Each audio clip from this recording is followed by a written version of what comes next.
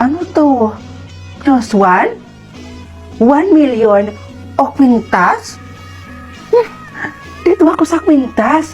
Kasi sigurado makakapagparitoke at makapagpaganda na ako nito. Ano? Ang bayan? Ang dayo-dayo naman. 1 million naman yung pinindod ko pero kwintas naman itong napunta sa akin.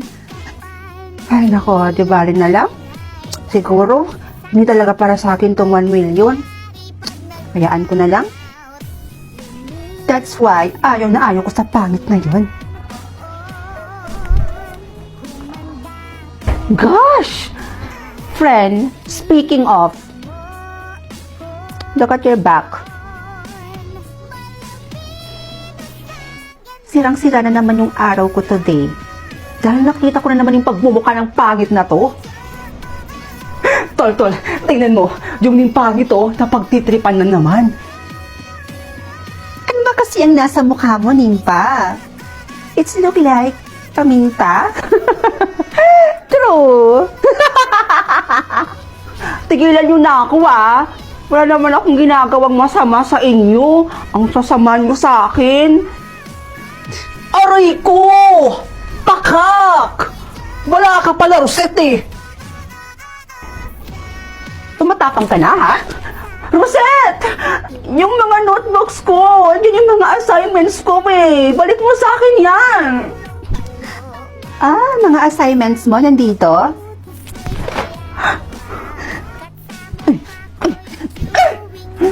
Sama-sama mo talaga! Aba, natututo ka na yatang sumasagot-sagot, Nimpa. Hindi mo yata kilala kung sino ang kinakalaban mo. Aray ko! Isa ka pa! Patricia, hawakan mo nga yung babaeng yan. Hawakan mo. Sure. Ano ba? Bitawan mo na ako! Bitawan mo ako! Ano ba? Roselle, anong gagawin mo? Go, girl! Sampalin mo na tong pangit na to.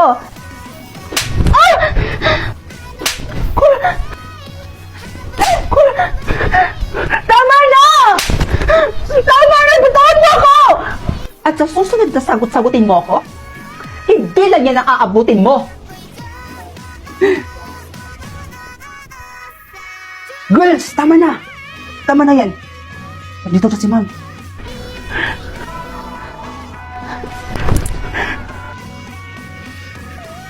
Nimpa, ano nangyari sa'yo? Bakit ganyan yung itsura mo, ha?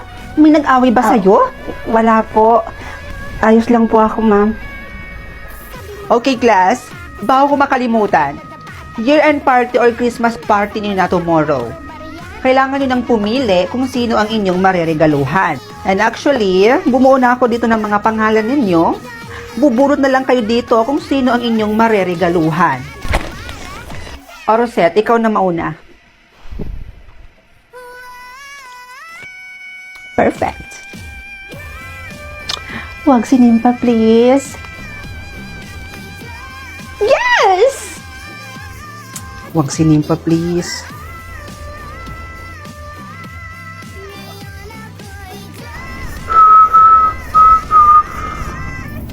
Ayawa. Anak ng putakti naman, Girl, tignan mo si Clark. Si Nimpa yung nabunot niya. Hoy, Clark. Bagay. Excuse me, ma'am. Pinapatawag po kayo ng principal office po. May meeting daw po kayo. Okay, sige. Okay, class. Hindi mo na matutuloy ang ating lecture today dahil pinapatawag kami. May meeting daw kami ngayon. Huwag kayo masyadong mag-iingay dito, ha? Goodbye, class. Tol, baka namang pwedeng magpalit na lang tayo. Loh, ayoko nga. Kunin mo na yan, Tol. Oo nga naman kasi, Clark. Tanggapin mo na yan. Juicy kape. Malay mo, diyan na pala magsisimula yung love story niyo ni Nimpa. Ito talaga parang di kaibigan Hoy, pangit. Alam mo, kung ako sa'yo, huwag ka lang sumali sa ganito. Kasi, hindi ka naman nababahagi dito At isa pa, wala akong alam na ireregalo sa'yo. Pangit mo kasi. Sakit mo naman magsalita, Clark. Umiyak na tuloy si Nimpangit. Inay, sa tingin niyo po ba, dapat pa akong pumunta sa year-end party namin? Aba, oo naman anak. Bakit naman hindi? Baka kasi pagtawanan lang po ako doon eh. Alam mo anak, huwag mo nang intindihin yung mga taong nanglalait o nang-aalip basta sa iyo. Ang mahalaga, wala kang ginagawang masama sa kanila. Hindi ka man maganda sa panlabas na anyo. Ang importante anak, yung dito. Aanhin natin yung kagandahan mo sa panlabas na anyo. Kung hindi naman mabuti ang iyong kalooban anak. Kaya wala kang dapat ikabahala anak. Dahil wala ka namang tinatapakang ibang tao. Naiintindihan mo ba ako? Opo, inay. Masusuot ko na rin itong kwintas na napili ko kahapon. Excited na ako. Isuot ko na nga to.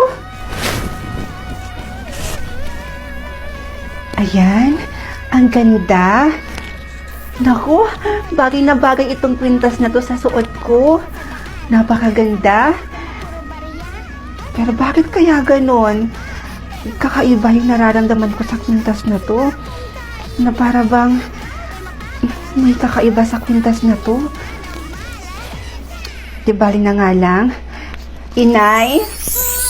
Inay? Bagay po ba sa akin yung suot ko? Diyos ko, ma'am? Sino po kayo? At bakit po kayo nakapasok dito? Inay ako to. Ako po ito si Nimpa. Hindi ako papayag. Kagantihan ko kayo. Hintayin nyo lang. Hintayin nyo ang karma nyo. Girl, I'm here. Pisting yawa! Akala ko nakasuot ka na ng gown. Kasal mo ngayon, girl. Bakit hindi ka pa nakapagbihis? Ikaw dapat ang magbihis ngayon. Dahil ngayong araw na to, may susugurin at kakalbuhin tayong babae. Alam mo, hindi kita maintindihan babae, Kay. Ikaw, bikaon bahog bilat. Akala ko ba pinaghandaan mo itong kasal mo? Tapos ngayon hindi ka sisipot? Hindi talaga. Hindi ako sisipot dahil yung lalaki mapapangasawa ko, niloloko lang ako. Tapos anong gagawin ko? Tutuloy ako? Magpapakasal ako dun sa manlolokong yon? Ang tagal nagkasakit ni James sa hospital. Walang time yun magloko. Yun na nga eh. Ito, tingnan mo to. Tingnan mo yan. 5 beses na yan siyang nakitang may ibang kasamang babae. Totoo nga. Kaya halika na. Samahan mo ako dahil susugurin natin yung babaeng yon. Ang panunugod ay para lang sa mga babaeng walang class. Meron ako naiisip na paraan kung totoo ngang niloloko ka ng James na yon. Salamat, Carla, ha? Kahit pa paano, naging satisfied ako dun sa ginawa natin. Hinakot ko talaga lahat ng kilala kong influencer para ma-share yung post natin. And as of now, meron ng 24,000 likes at 14,000 shares na yung post natin. Sirang-sira na siya sa social media. Narinig mo ba yung sarili mo, James? May pruweba ako. At kahit anong gawin mong pakiusap, hindi ko i-delete yung post na yon. Yun na lang kasi yung tanging paraan para makaganti ako sa inyo.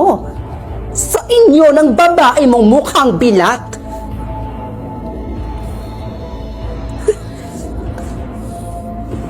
Hana? Ano?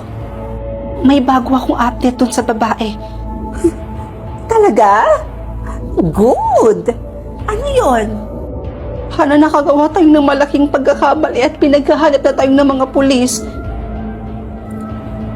Pulis? Bakit naman tayo pinaghahanap ng mga pulis?